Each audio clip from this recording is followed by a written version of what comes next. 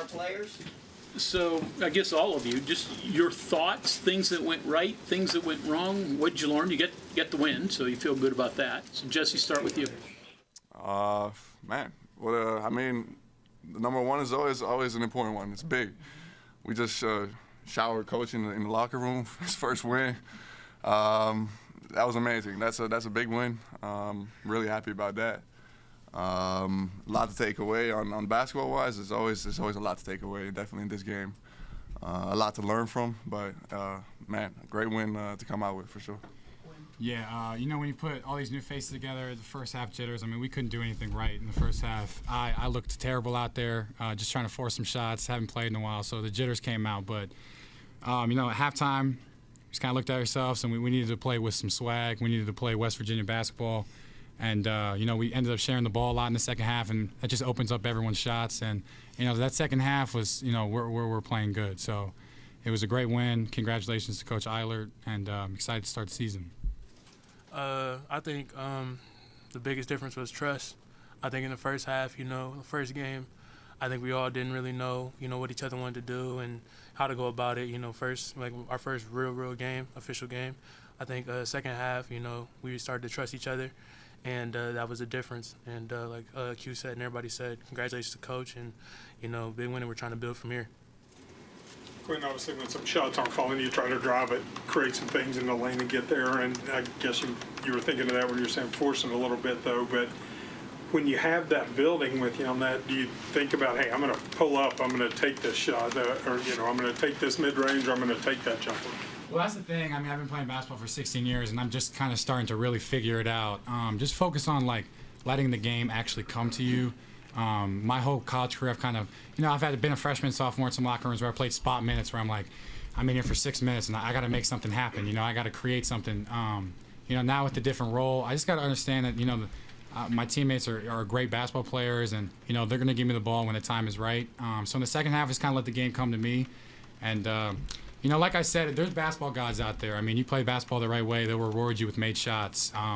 Felt like we were getting hacked a little bit in the first half, shot a lot of free throws, so it was good to see the ball go in a couple times. But throughout the field, field goal made shots. The second half was really good for us. Seth, you closed the last 14 minutes of the first half. You guys didn't have a made basket, and then 9 seconds into the second half, you hit a three. Is there anything mentally you can do to just flush everything that happens in the first half? Because that's a pretty quick start turnaround from going the final 14-plus minutes without a made basket. We got in the locker room, and everything was positive. We just tried to uplift each other. From the first guy to the last guy, we just talked each other up, like it's going to fall, it's going to change. And that was our mindset coming out, that, our shots didn't fall in the first half, but they're going to fall, especially if we play the right way and get the right looks. Well, three of you guys, I'm just kind of curious, during that drought and what goes through your minds in a situation? I mean, when shots are just hitting off the rim and... I don't want to sound the wrong way. It's almost borderline hilarious. Like, we got to look at each other and be like, man, we came in the halftime, we're like, we're going to set a world record, for field goal percentage. Like, it's not going to happen in the second half. Like, it's law of percentages. We've practiced too hard. We just need to play our game. I mean, when Seth is in an open gym by himself, you know what I'm saying? Like, we've been playing basketball for so long that we trust these guys, you know what I'm saying? In practice, Seth will blow it up, hit 10 threes in a row. Jesse, he never plays bad in my eyes, but yeah, we just it's almost funny. Like, we're looking at each other like, guys, nothing's falling for us. We can't catch a break, but don't worry, because when we get into halftime, we're going to flush it out, and then, in the second half, we're ready to go. Jesse, you came out of the second half before it even started, trying to kind of inject some energy into the building. What was that about? What made you do it? And it seemed to have a positive effect.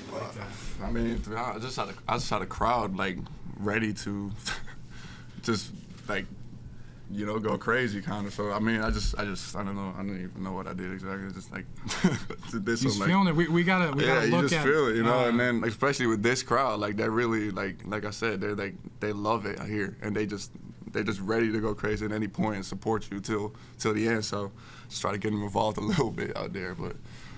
Yeah, that's. I think we should make that a thing from now on, second half. Just get it going. Come on, my long special run. place. The fans are amazing here. Having our first game, yeah. Being a bye game and stuff like that. It was really cool to see everyone out there. Seth, what does happen? You go out there, nothing's going in the first half. The whole team makes field goals in the first half. And you come out in the second half and you can't miss, you yourself and the whole team for the first 6-7 shots. I mean, what happened there? Like I said, mentally, I think everybody's mental changed.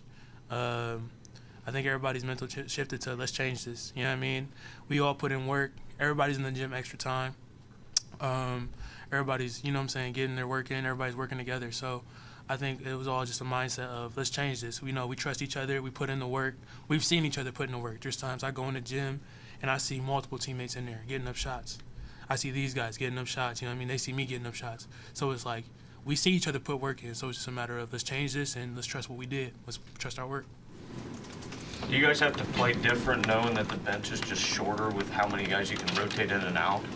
No, I wouldn't say. I don't want to speak for these guys, but I don't think so. I mean, you know, when it comes to rotations, I mean, late in March, I mean, teams are only playing 7, 8 guys, you know, maybe. Obviously, we were dealt with, you know, shorthanded guys, a couple guys injured, whatever the case may be. But congrats. I mean, I got to give my hats off to our, you know, strength and conditioning coach, Sean Brown. He's been in the business for 25 years. I mean, when I first got here, I mean, it was a joke. It was embarrassing. Like, the strength and conditioning these people do here, I mean, we're flipping tires. I felt like I was in the military for like 2 months.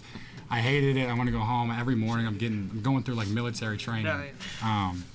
So it was good. It kept us in shape and it kept us ready to go.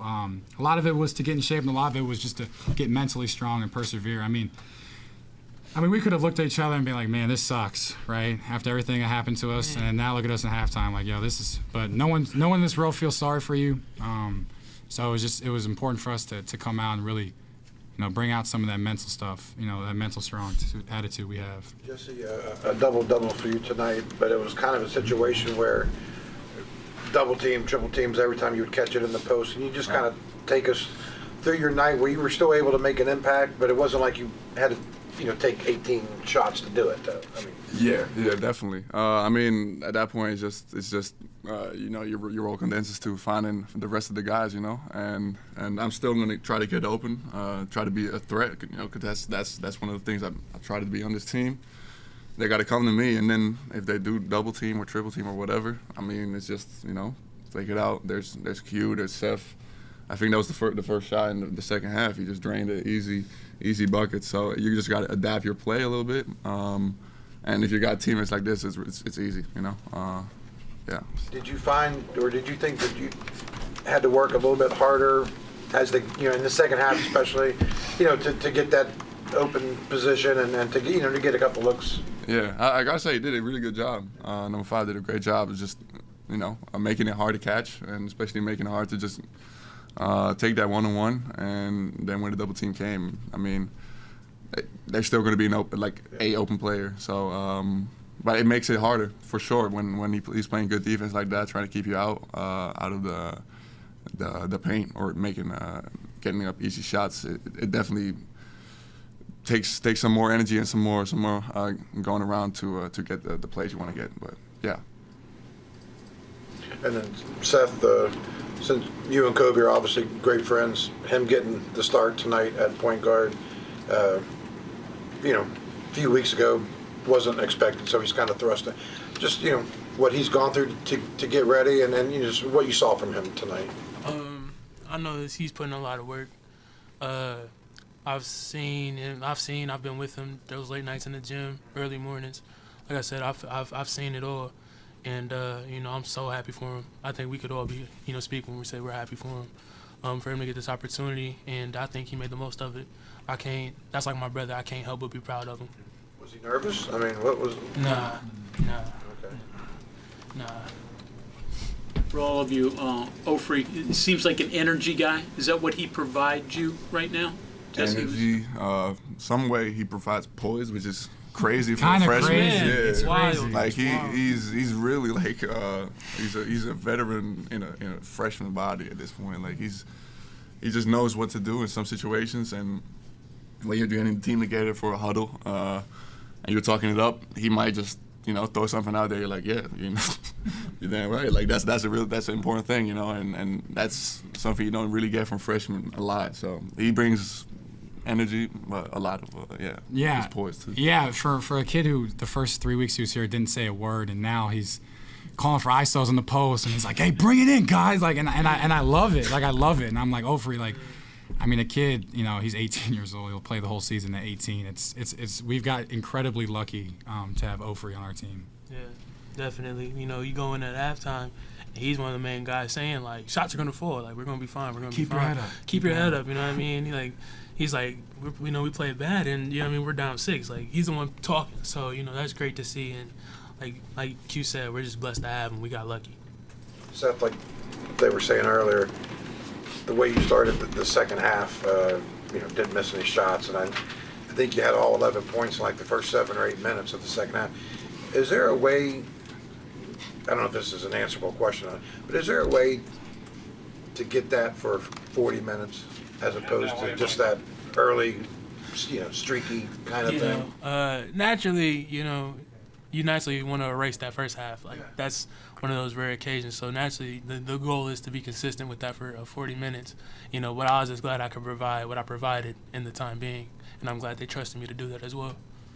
Okay, gentlemen, that's all we have time for. Thank you, guys. Appreciate it.